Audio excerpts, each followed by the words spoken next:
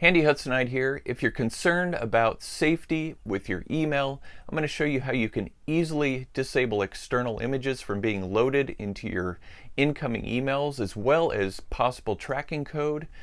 Show you how to do this both on the desktop and the mobile app that they rolled out recently right after this.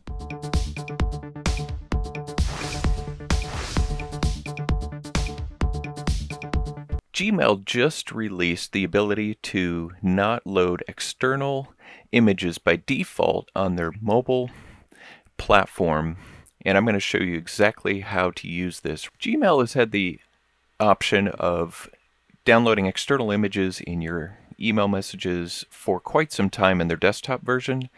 You just click on the settings, go into the settings dashboard, come down here to images. It says always display external images, or you can switch this to ask before displaying external images. And this option also disables dynamic email, which could have code in it that is used for tracking. Now, in the Gmail app on the iPhone or Android, the downloading the external images has been on by default until just a few days ago.